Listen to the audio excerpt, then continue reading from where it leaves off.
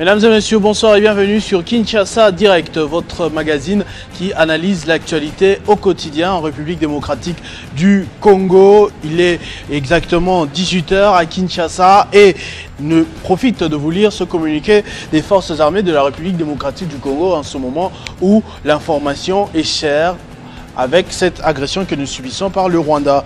Les forces armées de la République démocratique du Congo continuent d'infliger des défaites décisives aux forces de défense du Rwanda et à leur groupe terroriste proxy, le M23, sur tous les fronts. Lors des dernières victoires, les FARDC ont capturé d'importants équipements militaires appartenant à RDF à Massissi. Ces matériels clairement identifiables grâce à ces numéros des séries et au marquage de la RDF constituent une preuve irréfutable de l'implication directe des forces de défense du Rwanda dans la déstabilisation de l'Est du Congo. Vous verrez ces images justement dans notre édition de 19 h parce que c'est une information qui vient de tomber, mais entre-temps, c'est Kinshasa Direct, lui aussi consacrera la majeure partie de son temps à parler de cette nouvelle, de cette actualité sur la sécurité en République démocratique du Congo, les territoires que nous voulons récupérer et perdus depuis quelques temps suite à cette agression. Ce sera avec deux membres, on va les dire, deux leaders d'opinion au régime en place, M. Donatien Kani, qui est un député honoraire, et M. Emmanuel Kapinga, lui, qui est clairement cadre du parti présidentiel UDPS.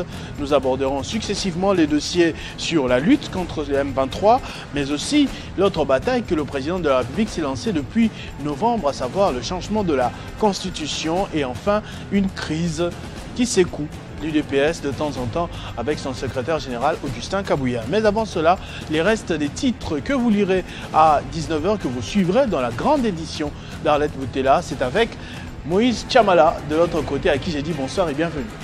Merci Christopher Ochokoum et bonsoir à vous, mesdames et messieurs qui vous nous suivez depuis la maison. Place à l'actualité.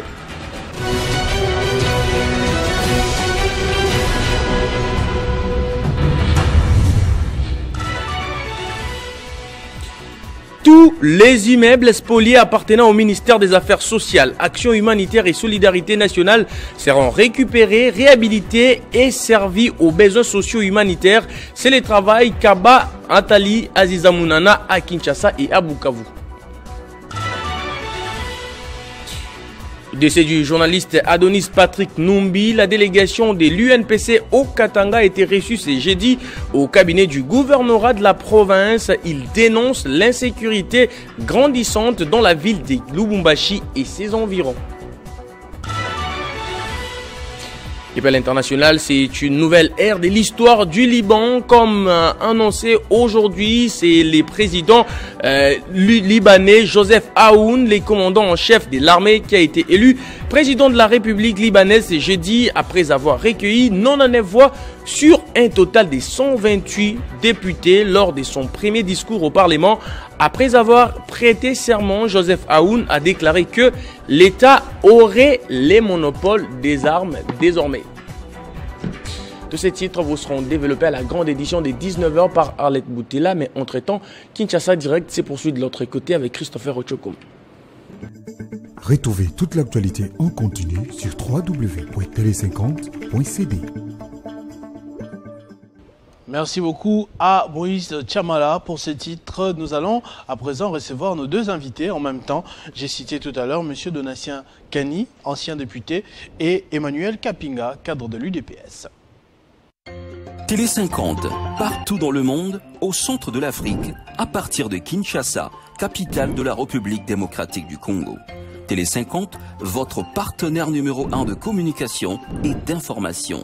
Pour tout contact 24 h sur 24, appelez-nous via WhatsApp au plus 243 81 066 34 31. Télé 50, c'est simplement congolais.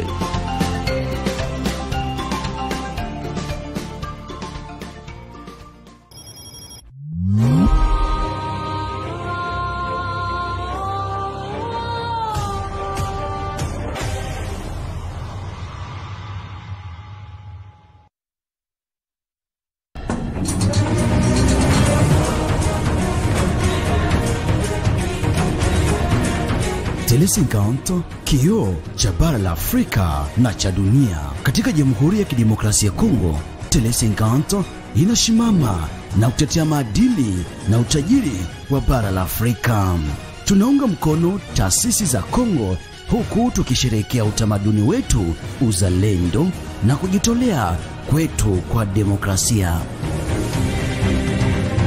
Chini ya mkurugenzi mkuu wa kituo cha habari na televisheni Jean-Marie Kasamba, tunakupa jukwaa linaloakisi utajiri na utofauti wa bara letu la Afrika. Jiunge nasi kwenye safari hiyo hiyo kupitia maadili ambayo yataunganisha na hadithi zinazotutia moyo za Jamhuri ya Kidemokrasia ya Kongo.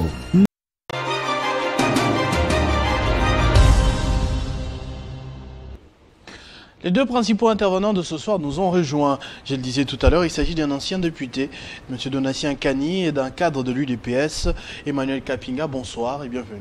Bonsoir. Bonsoir. C'est pour parler bien évidemment de la situation actuelle du pays.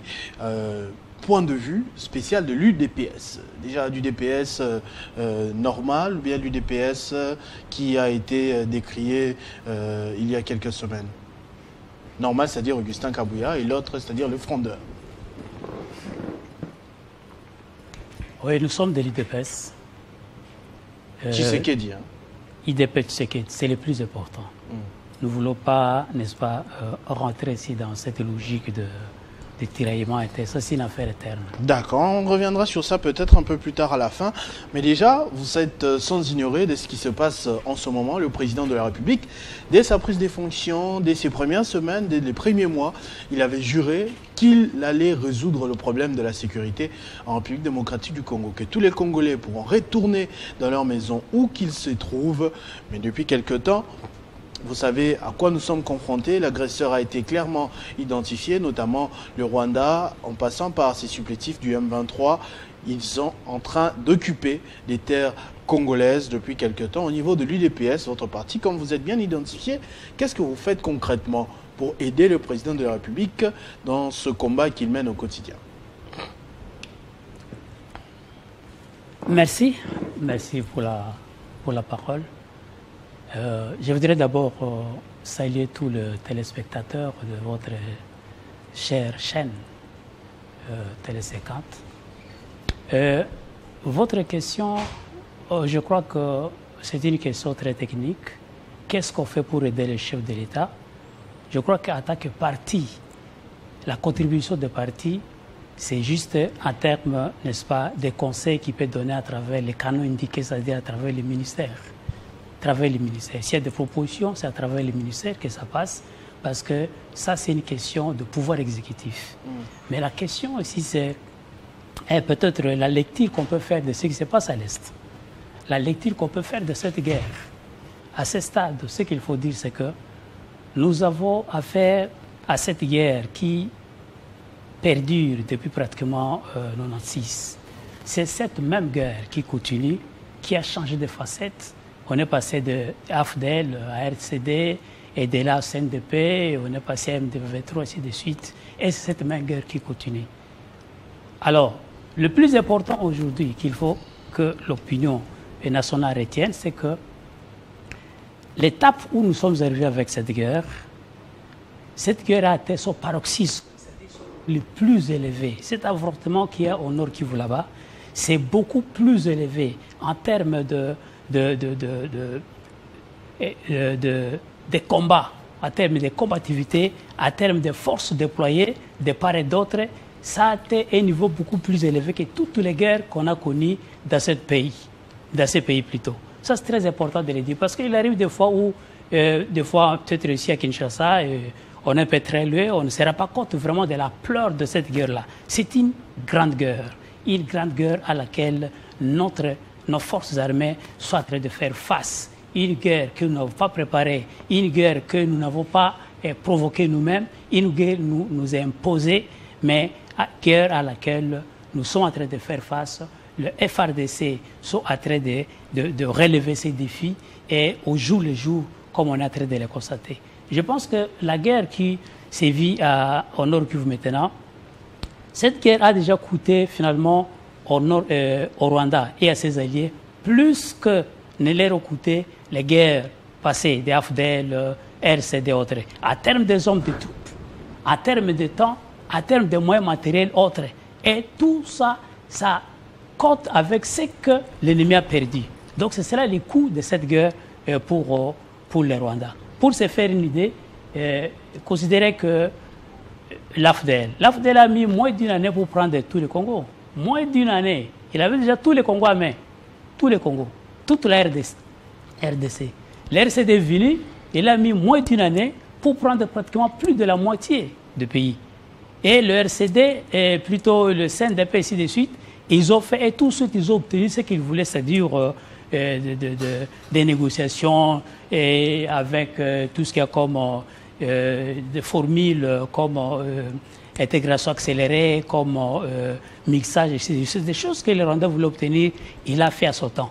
Mais pour le moment ici, pour le moment, cette guerre est caractérisée par un niveau très élevé de résilience. La résilience au niveau de la base, la population de la RDC en général et la population de l'Est du Congo en particulier dit non à cette guerre. C'est une résilience qui date d'aujourd'hui ou bien c'est une résilience au niveau de la population, cette résilience a été toujours là. Mais cette fois, ça a pris une autre dimension. La preuve en est que vous avez aujourd'hui les Wazalendo. Ce sont des jeunes, les jeunes du coin qui disent non, nous prenons les armes contre l'ennemi. Ça n'a jamais été. Ça, c'est la preuve de la résilience. Non, mais attention, après, ils se transforment en groupes armés. Hein. OK.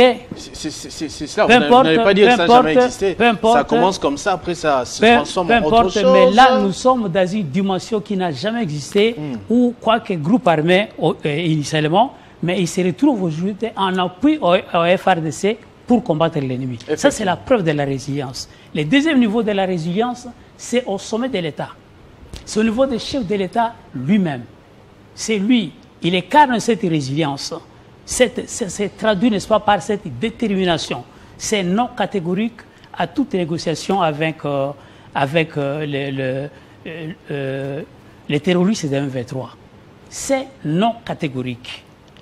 Aujourd'hui, beaucoup ne se rendent pas compte de l'historicité de cette attitude.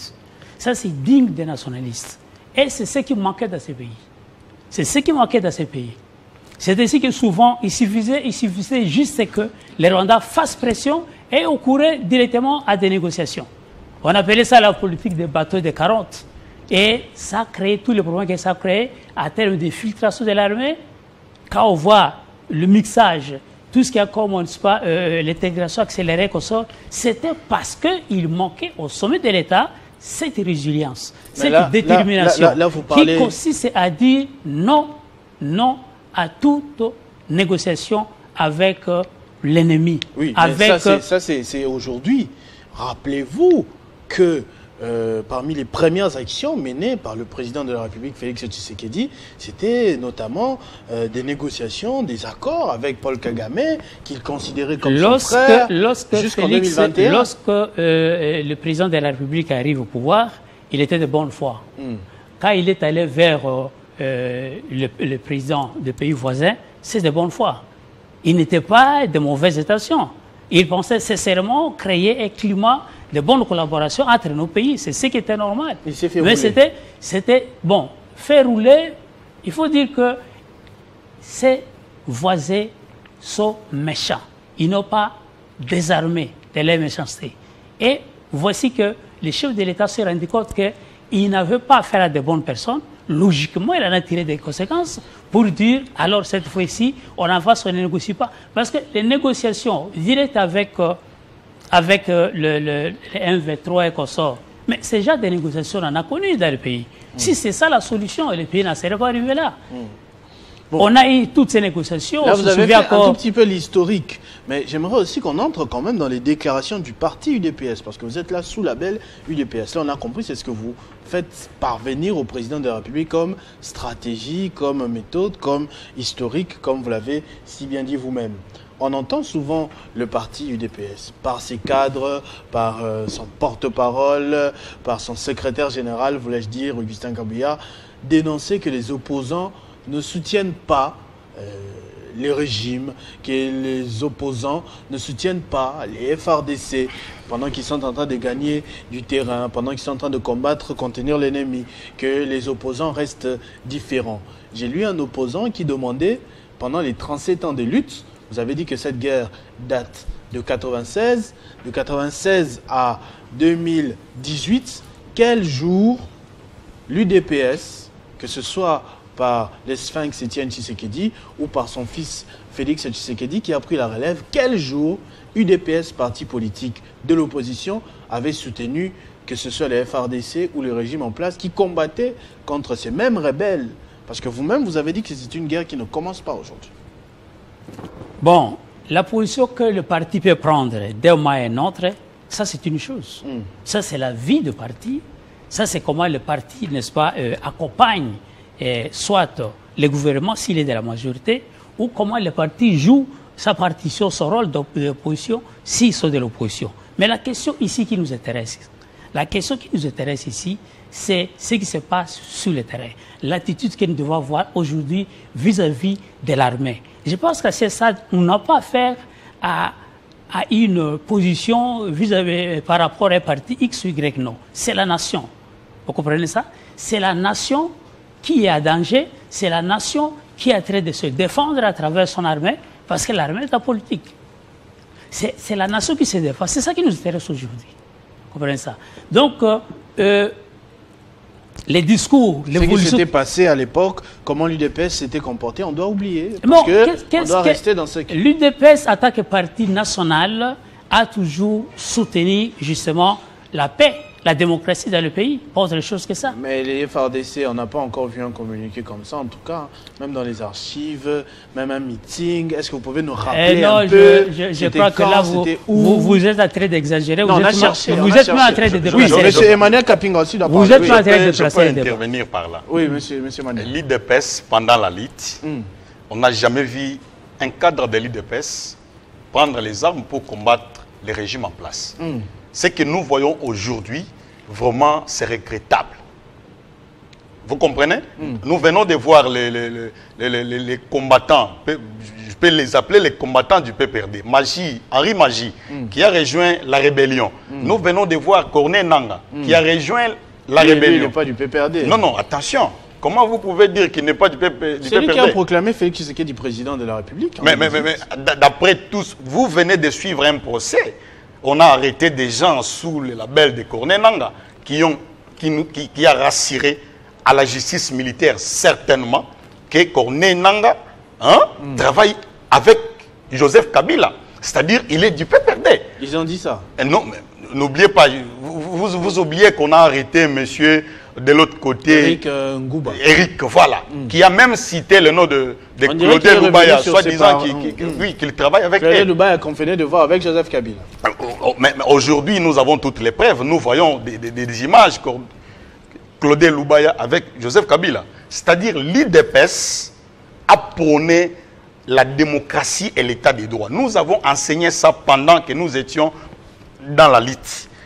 Et l'IDPS, je peux vous rassurer que maintenant que l'IDPS est au pouvoir, messieurs les journalistes, vous avez posé une question tellement capitale. Vous avez posé la question de savoir pourquoi aujourd'hui les Wazalendo, qui se transforment en groupe rebelle. Vous avez parlé de ça, des groupes Maïmaï, une soit comme ça. Bon, à l'époque, il y avait les Maïmaï qui étaient aussi même du écoutez, côté des forces loyalistes qui ensuite se sont retournés. Je vais vous rappeler, retenez ceci, messieurs les journalistes. Les jours où l'IDPS amènera ce Congo à un État comme nous le voulons, il y a des gens à arrêter dans ces pays. Donc 6 ans après, c'est pas encore un État. Mais écoutez, c'est quand même là depuis 6 ans. S'il vous plaît, Félix Tshisekedi l'a dit, que le Congo était enterré. Vous n'êtes pas sans ignorer que jusqu'à présent, la RDC est représentée au niveau international. Ce qui n'existait pas, messieurs les journalistes. Vous n'êtes pas sans ignorer que tous les intérêts de la RDC, c'était le Rwanda qui représentait le Congo et qui prenait ça.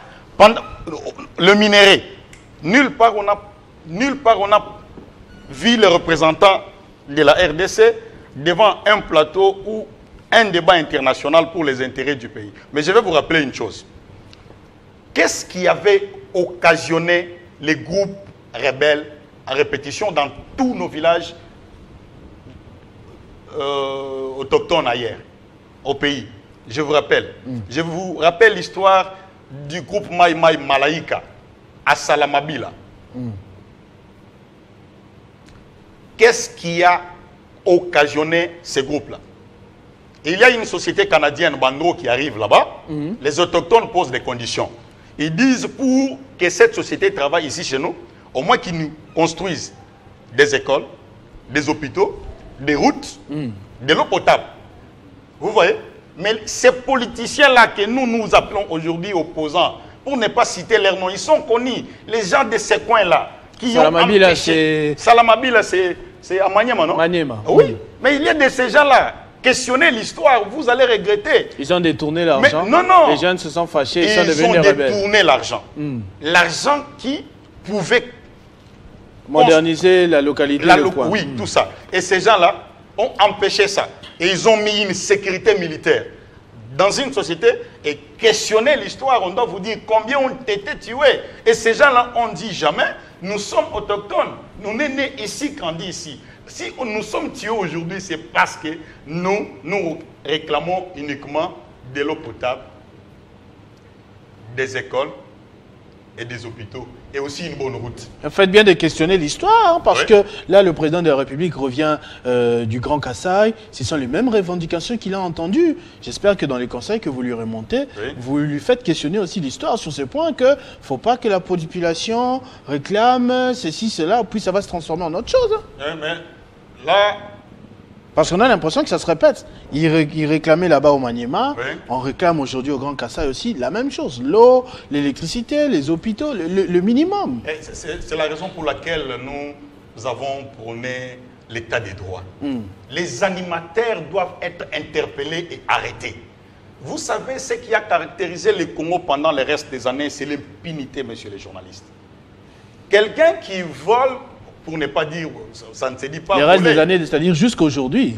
Mais, si vous suivez le discours de l'IDPS jusqu'à présent, nous voulons que la justice soit encore bien structurée.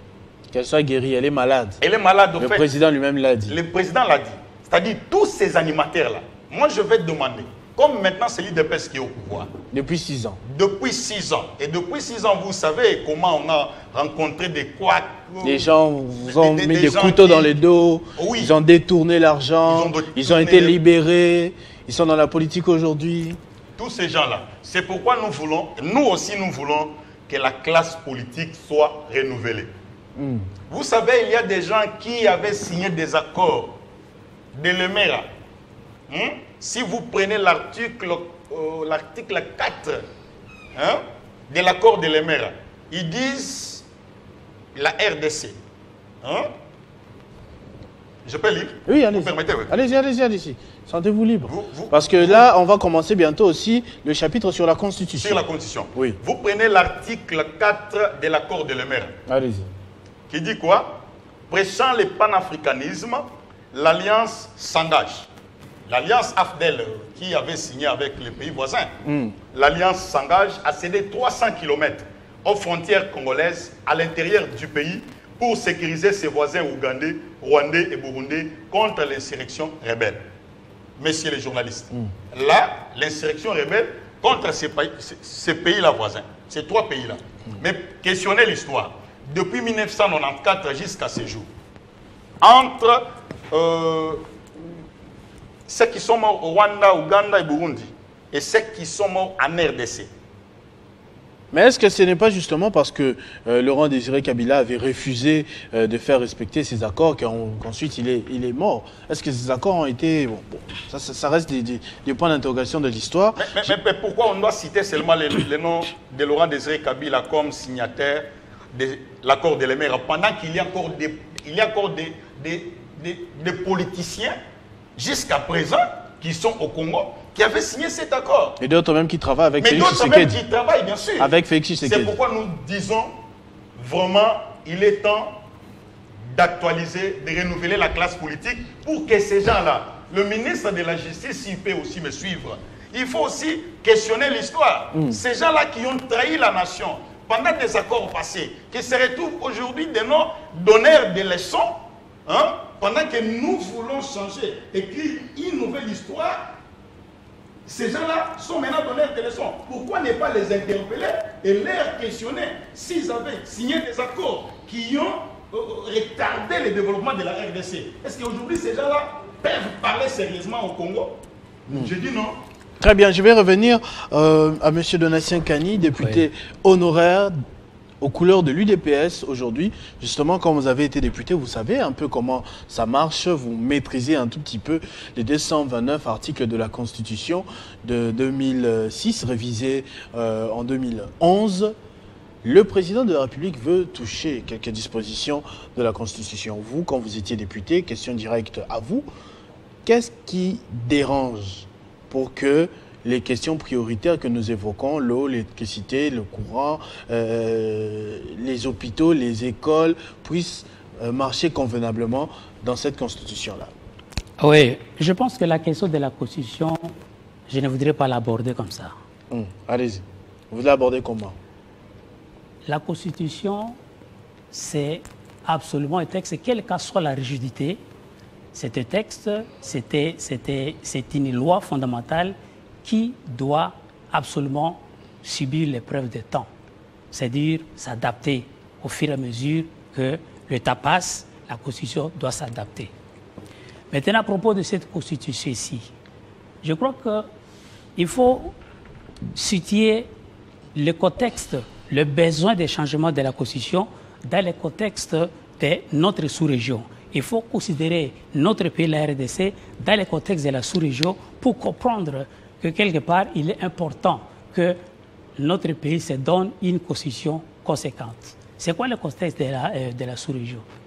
Vous savez, nous sommes dans la sous-région de Grand Lac, le seul pays qui est autant acculé, entouré de 9 ouvertement attaqué de l'extérieur, ouvertement agressé. Et cela depuis longtemps. Nous sommes, en tant que RDC, le seul pays de la sous-région que beaucoup d'autres pays voisins voudraient maintenir comme le ventre mou, où ils vont déverser, ils continuent à déverser toutes les rébellions. L'Ouganda a mené sa rébellion sur notre sol à travers l'ADF, ça c'est la rébellion ougandaise. La LRA, rébellion ougandaise sur notre sol, FDLR, rébellion rwandaise sur notre sol, la rébellion burundaise, que dire de FLEC, n'est-ce pas, de l'Angola, que dire de Mbororo, et dernièrement on parlait déjà de rébellion centrafricaine. Voilà un peu comment notre pays se situe dans ce contexte-là. Nous sommes un pays qui, de partout, est menacé, la RDC. Alors, il n'y a pas un seul pays dans la sous-région qui subit ça. Il n'y en a pas un seul. Tous les pays de la sous-région ont eu des problèmes, mais c'est des problèmes internes. Des problèmes internes. Ils ont essayé de résoudre ça parce que c'est des problèmes internes. Mais nous, en plus de nos problèmes internes, il y en a beaucoup, il y a ces problèmes externes qu'on nous amène, qu'on déplace chez nous. Alors, devant ces situations, la constitution que nous avons ici, vous savez que c'est une constitution qui était le fruit de cet arrangement entre les belligérants. Sur les belligérants, ils se sont réunis à l'accord global inclusif et ils ont produit la constitution de la transition, 1+4, et puis finalement, à partir de là, il y a la constitution que nous avons ici. Si vous voyez les travaux préparatoires, vous lisez le doctrinaire sur cette question, vous vous rendrez compte que, par exemple, sur les V6 experts qui étaient engagés dans les travaux de la Constitution, il n'y en avait que 11 qui étaient congolais. Tous les restes étaient étrangers. 7 belges, et puis les 8 autres, c'est un expert par pays. Ça, il faut lire. Un expert par pays, c'est-à-dire quel pays? États-Unis, vous avez Sénégal, la Belgique a 7.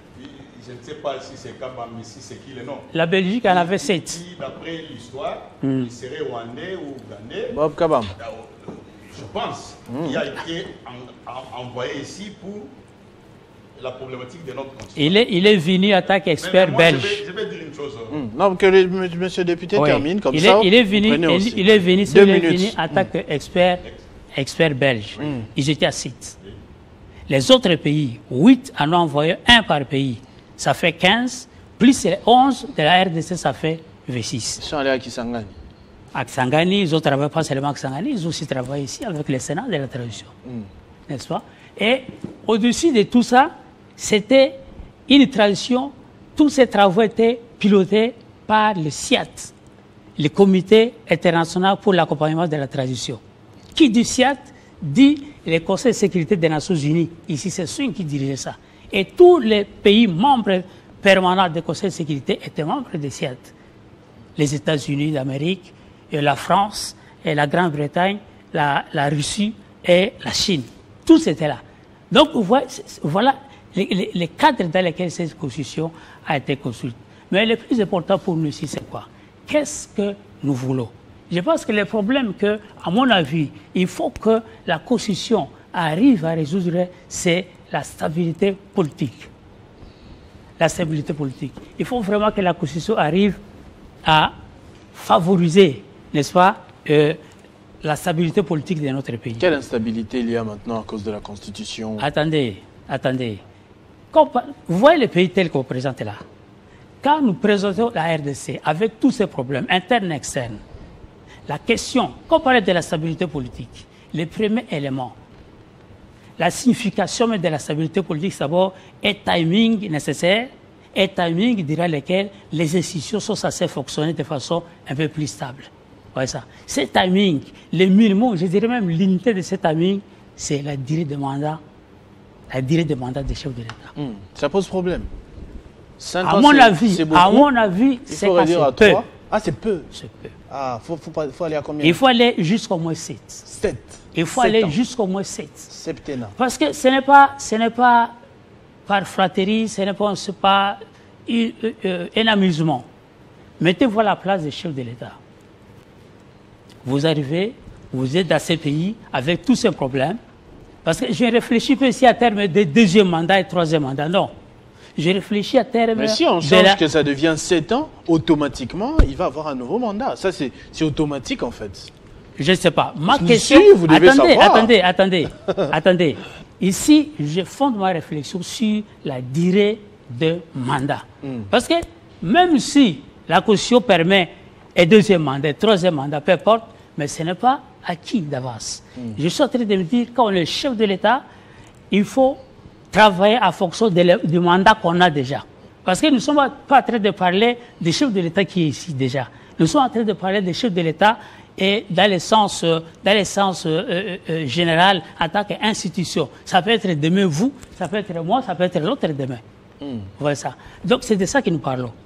Donc nous sommes un pays, il y a tellement de problèmes à tel point que 5 ans, à mon avis, c'est peu pour que les chefs de l'État mettent à place la politique, les réformes nécessaires. Est-ce que M. Kapinga pense la même chose aussi? Vous, c'est pas 7 ans, c'est 10 ans? D'abord, je vais répondre d'abord à la question. Vous avez dit qu'est-ce qui empêche dans la Constitution, de donner l'eau, l'électricité pour que ce qui était arrivé à Salamabila n'arrive plus. Je vais vous dire une chose, messieurs les journalistes. Je vous ai parlé de l'état des droits. L'impunité a caractérisé ces pays depuis longtemps. Jusqu'à aujourd'hui. Jusqu'à ce jour. Cette constitution qui empêche à quelqu'un qui a détourné l'argent de la République, qui pouvait servir aux Congolais de manger. Vous, moi et vous, nous avions participé à un événement, un procès qui n'a pas eu lieu ici, de Matata Mponyo pour la situation de Bukangalonzo. Une constitution qui interdit, s'il vous plaît, à la justice de ne pas poursuivre un ancien Premier ministre. Bien sûr qu'il y a des preuves de détournement. Vous êtes sûr dans quel pays du monde on peut parler accepter une telle constitution? Là, c'est un point. Est-ce que dans cette constitution, on nous a parlé d'un procès de Chebeya, pendant lequel on a cité les noms de John Numbi et Joseph Kabila? Je ne pose pas la question, c'est votre droit, messieurs les journalistes. Cette constitution ne permet pas qu'un ancien chef de l'État soit arrêté ou auditionné. Là, c'est un point. Parce qu'un jour aussi, Félix Tshisekedi sera un ancien chef de l'État. Mais c'est un individu. Personne ne doit être au-dessus de la loi. Si aujourd'hui, c'est que Félix Tshisekedi fait, il le fait, en tant que chef de l'État et président de la République. Donc il doit rendre compte aussi. Mais bien sûr. Bien sûr. Bien sûr. Si demain la justice constate que non, Félix Tshisekedi avait détourné, Félix Tshisekedi avait fait ça, mais la justice doit nous permettre. Vous avez vu Jacob Zuma en Afrique du Sud, devant la barre. Même aux États-Unis, Donald Trump. Donald Trump devant la barre. Mais pourquoi cette constitution, messieurs les journalistes? Je vais vous dire encore une chose. Messieurs les journalistes, une constitution qui ne permet pas. D'abord, Joseph Kabila et son équipe, ils n'avaient pas l'esprit du respect des textes. C'est pourquoi vous avez vu, nous, à l'IDPS, on a essayé un peu de parler du respect des textes. Joseph Kabila, dans cette constitution, je vais vous faire voir une chose. Vous parlez du respect des textes. Je vais parler du respect des textes. Ça s'appelle quoi? 500 francs. 500 francs. Non, non. La monnaie? Oui. Oui. D'après notre constitution, notre monnaie pouvait s'appeler comment? Vous vous rappelez encore quand Laurent Désiré Kabila était vivant? On avait eu 1 franc congolais. 1 franc. Et la monnaie congolaise s'appelait les francs congolais. Le franc congolais. Mais si les journalistes convenaient avec moi que je peux vous donner ces billets, vous allez me montrer là où on a écrit 500 francs congolais. Et prenez l'article 170 de notre constitution. Quand on vous dit que Kabila et son équipe n'avaient même pas le respect des textes de la constitution fabriquée, écrit ailleurs, et montrez-moi seulement là où on a écrit 500 francs congolais. Il faut qu'on ajoute congolais. Mais je vous jure, c'est le nom même de l'appellation de notre monnaie. Ah. Oui, est-ce que vous voyez là où on a mentionné 500 francs congolais? Non, je vois on a écrit 500 francs. Oui. Il n'y a pas congolais. Il n'y a pas congolais. Mais vous non seulement pour ça, on doit changer la constitution. Non, non. Seulement pour ajouter congolais. Non, j'ai parlé du respect des textes. Ah, j'ai parlé du respect des textes. Ça s'appelle les francs congolais. Vous avez déjà touché un billet de francs CFA? Non. C'est mentionné. Vous en avez aussi? Non, ici, je n'en ai pas. C'est mentionné au moins francs CFA. Francs des colonies françaises d'Afrique. Vous voyez? Maintenant, nous, hein, là, c'est l'article 170 qui, mais quand Mouzé était là, on a touché, nous, on a eu la chance, on était déjà majeur à l'époque, en 97, on a touché un billet. Un franc congolais. Un franc. Il y avait 1 centime et 1 franc congolais. Encore une chose, il y a un article dans cette constitution, messieurs les journalistes, à l'époque, déjà, il avait fallu que les Congolais, les enfants congolais étudient gratuitement. Ça, c'est effectif grâce à Félix Tshisekedi déjà. Voilà, c'est ça. C'est pourquoi nous disons, depuis Kabila, vous avez déjà vu les enfants étudier gratuitement. Il paraît que ça se faisait déjà en province, au Maniema, au Sankoro. Nous tous, nous sommes nés en province. Nous sommes nés en province, grandis en province. Vous voyez, ça n'a jamais eu lieu. Mais Félix Tshisekedi qui arrive quand même. Il dit, je vais regarder un peu des articles qui est là uniquement pour le bonheur de la population congolaise. Il dit, les enfants doivent étudier gratuitement. Nous voyons des hommes religieux, politiques, hein, qui refusent à ce que cela soit respecté. Nous avons vu l'église catholique, je vais citer, l'église catholique, jusqu'à présent, dans les écoles catholiques, il y a des enfants qui payent de l'argent. Et vous allez dire que ces gens-là, ils sont sérieusement congolais, ils soutiennent le développement de notre nation. Mais il faut bien payer les professeurs après. Félix Tshisekedi peut bien avoir la volonté de, voilà, tout le monde doit étudier, mais après, les enseignants ont aussi des enfants qui doivent aller à l'école, qui doivent aller à l'hôpital, qui doivent s'habiller pour la Noël. Ils vont trouver les habits où ils vont payer ça. Je pense que vous êtes très bien informés, messieurs les journalistes. Monsieur Félix Antoine Tshisekedi, c'est le seul vrai président de la RDC qui a augmenté les salaires d'un enseignant. Vous êtes sûr avec moi? Mais ils se plaignent. Hein. Là, on a fait 3-4 mois sans étudier en septembre ici à la rentrée. Hein. Et c'est aussi la politique de l'animateur. Qui ça? L'animateur, c'est qui? quand je parle des animateurs, c'est-à-dire les membres gens du qui sont au sommet de ces ministères-là, ils ne sont pas capables, vous pouvez comprendre que vous êtes là, il y a des crèves par-ci et par-là, vous êtes ministre et vous ne faites rien. Mais quel est votre travail? Un ministre, c'est qui dans un gouvernement? C'est un expert. Il vient apporter son expertise pour permettre à la nation congolaise de se développer. Les questions que le président de la République ne peut pas traiter, mais un expert vient à l'appui du chef de l'État pour le bien-être du peuple congolais. Mais moi, je prouve, je l'ai dit devant votre caméra, que l'animatrice qui est là comme ministre, mais elle ne mérite même pas parce que cette année, nous avons vu des choses horribles. Je vous rappelle encore une chose. Bon, là, maintenant, moi, j'ai un problème avec vous. Parce que quand ça marche, Félix Tshisekedi fait respecter les textes en envoyant gratuitement les enfants à l'école. C'est Félix Tshisekedi. Mais quand il y a grève, c'est plus Félix Tshisekedi, c'est maintenant le ministère. Messieurs les journalistes, qui est le chef de cette société Télé 50? Jean-Marie Kassamba. Jean-Marie Kassamba. Vous n'êtes pas sans ignorer que quand ici il y a des grèves, les responsables, c'est qui? Jean-Marie Kassamba. C'est Jean-Marie Kassamba. Même vous êtes... Et même quand on fait bien le travail aussi, on dit c'est Jean-Marie Kassamba. Bien sûr, mais c'est ça aussi. Mais Jean-Marie, à son tour, il est content, il vous paye par rapport au rendement. Oui. Mais vous, si vous ne faites rien, vous voyez, vous êtes sûr que Jean-Marie doit seulement vous payer parce que vous n'avez pas bien rempli votre mission. Et regardez, vous avez parlé aussi de la santé. Il est le seul chef de l'État dans ce pays qui a créé... La gratuité de la maternité. Je ne parle pas encore de ça. Quoi? De Mama Emo? Parce que c'est un mutuelle chantier. de santé.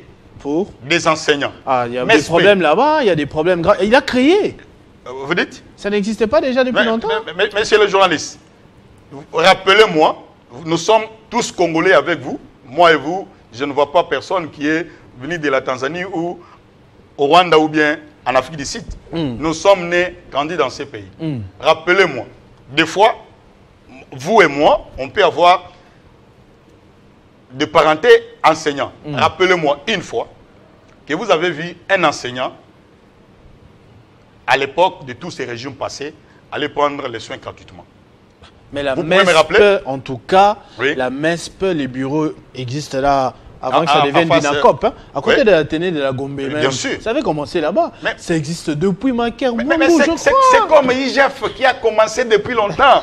Mais sous Félix Tshisekedi, quand même, nous voyons que... Mais vous continuez à déplorer les détournements. Donc vous applaudissez, c'est ça le problème. Vous applaudissez l'IGF qui existe maintenant grâce à Félix Tshisekedi. Donc mais qui n'existait pas grâce à Félix Tshisekedi. Qui existait depuis 1987. Qui est plus fort maintenant, qui est actif sous Félix Tshisekedi. Pourquoi? Mais il y a toujours les détournements. Il y a des détournements. Nous demandons au ministre de la Justice, Excellence Constant Moutamba, que personne ne puisse vous intimider. À cette allure, vous allez les recruter à l'UDPS, hein? Non. Il est président d'un parti politique. C'est un opposant. Oui. Mais attention, permettez-moi les termes, monsieur le journaliste. Vous savez, moi je peux demander une chose. Allez-y. Si ceux qui nous ont précédés en politique peuvent nous comprendre. Moi, je veux qu'on puisse un peu éliminer l'histoire de la majorité et de l'opposition. Qu'on parle un peu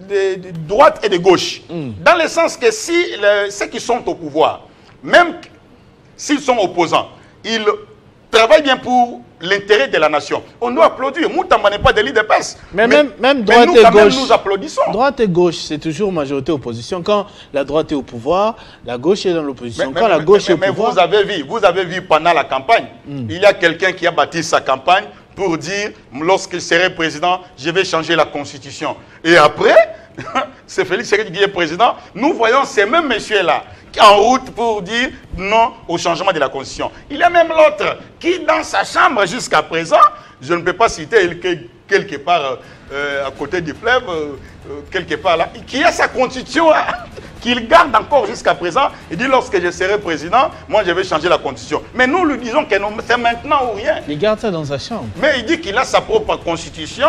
Il est quelque part, si vous arrivez au niveau du Pullman, il est là. D'après lui, il a sa constitution à lui. Il garde ça. Lorsqu'il sera président de la République, c'est le jour où sa constitution sera mise en application. Est-ce qu'on peut parler des hommes politiques. Un dans dernier ce pays. mot pour se séparer, juste, je vais encore revenir à monsieur le député honoraire, puis je vous donne la parole pour clôturer, c'est le respect des textes. Ok. Vous dites ici respect des textes pour la République, Oui. la Constitution. Félix Tshisekedi non seulement respecte les textes actuels, mais il veut changer pour que ce soit encore des meilleurs textes. Alors, qu'en est-il du règlement d'ordre intérieur de l'UDPS? Vos propres textes à vous du parti. Ok. Est-ce que vous respectez ces textes-là aussi? Merci, messieurs les journalistes. C'est là on finit. Hein. C'est une question quasi potentielle pour moi. Je pense le respect des textes. N'oubliez pas, les Français disent mieux vaut la fin d'une chose que son commencement. Il y a un doyen qui nous a dit à l'IDPS, on connaît comment ça commence et comment ça finit. Le problème du respect des textes, vraiment, c'est notre motivation politique, le respect des textes.